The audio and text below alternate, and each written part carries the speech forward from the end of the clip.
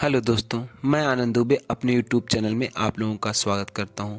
दोस्तों, आशा करते हैं आप सब ठीक से होंगे।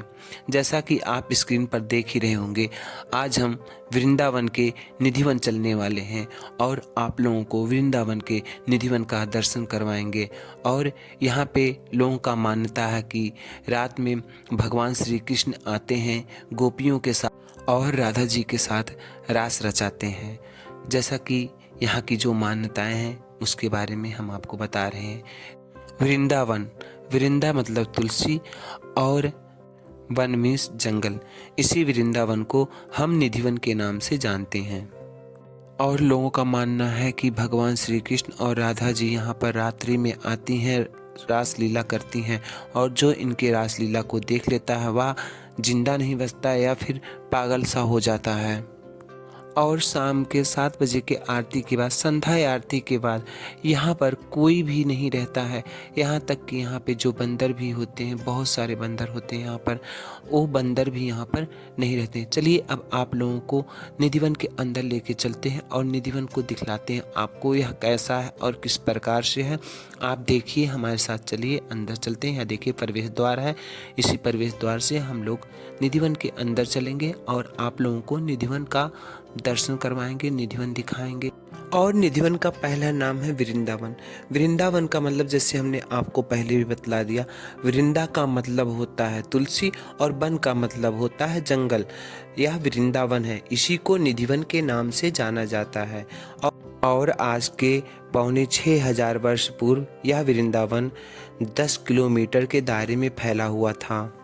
और वृंदावन में ही श्री कृष्ण ने गौओं का पालन किया, गौओं का देख रेख किया, जिसकी वजह से यहाँ पे ही उनका नाम गोपाल पड़ा। भगवान श्री कृष्ण का जन्म हुआ था मथुरा में और गोकुल में पालन पोषण हुआ।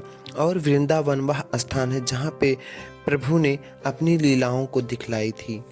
उसी में से एक लीला है जब प्रभु श्री कृष्ण ने 16,108 रूप लेकर के महारास रचाया था सभी गोपियों के साथ, और गोपियों की कामनाएं और इच्छाओं की पूर्ति की थी। कहते हैं कलयुग में निधिवन वृंदावन खत्म होता जा रहा था, तब संत चैतन्य महाप्रभु जी नवद्वीप से आकर के यहाँ पे तप किए और इतना प्रकाश हुआ कि पूरा वृंदावन खत्म सा हो गया। और यह इतना ही निधिवन के रूप में रासलीला वाली जगह ही बची। तानसेन के गुरु थे हरिदास जी, वो आकर के वृंदावन में 12.5 वर्ष तप किए, तब जाकर के प्रभु के उनको दर्शन प्राप्त हुए। उनको 2 प्रतिमाएं प्राप्त हुई, जिसकी वजह से वृंदावन का नाम पड़ा। एक वृंदावन बिहारी लाल जी और दूसरे बाके बिहारी लाल। जब गोपियों ने प्रभु श्री कृष्ण से प्रार्थना किया कि प्रभु हमें वृंदावन वास करना है, तब श्री कृष्ण ने इन्हें तुलसी के पौधों के रूप में परिवर्तित कर दिया। और जब यहाँ पे रास होती है तब वह पौधे गोपियों के रूप में प्रकट हो जाते हैं। और जब यहाँ के तुलसी के पौधों को आप नीचे से देखेंगे तो यह सूखे हुए आपको मिलेंगे, लेकिन जब आप ऊपर से देखेंगे तो यह हरे भरे मिलेंगे आपको।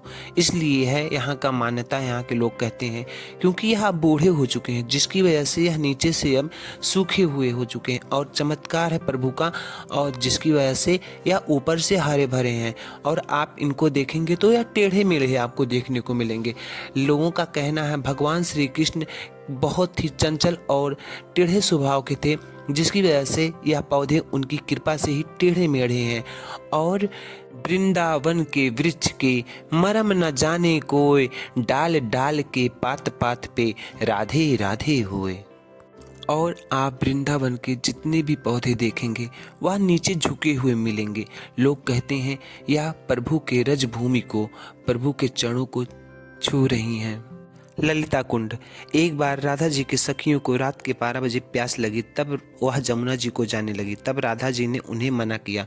तब श्री कृष्ण से कह करके राधा जी ने वहाँ पर पानी प्रकट करवाया, जो कि अपनी बंसी से खोद करके प्रभु श्री कृष्ण ने वहाँ पे पानी को प्रकट किया। स्वामी हरिदास जी की तपस्या से जो मूर्तियाँ प्राप्त हुई थी, 2 कुंज बिहारी और वृंदावन विहारी। जो वृंदावन विहारी लाल थे वह श्री कृष्ण के बड़े भाई बलराम जी की ही प्रतिमा थी, और जो कुंज बिहारी थे वह श्री कृष्ण जी की प्रतिमा थी, जो कि वृंदावन निधिवन से 2 किलोमीटर की दूरी पे मंदिर बना करके उनकी प्रतिमा को स्थापित कर दिया गया, जिसे बाके बिहारी मंदिर के नाम से जानते हैं। बोलो कुंज बिहारी लाल की जय। श्रृंगार महल, रंग महल। शाम के 7:30 बजे जब संध्या आरती होती तब पुजारी जी यहाँ पर श्रृंगार के सारे सामान रख देते हैं, और जब सुबह के मंगला आरती होती है उस वक्त जब पट खोले जाते हैं तो यहाँ पे जो भी श्रृंगार के सामान होते हैं, जो भी सब कुछ होते हैं, वह इस्तेमाल किए हुए मिलते हैं। और यह चमत्कार यहाँ पर हमेशा होता हुआ चला आ रहा है।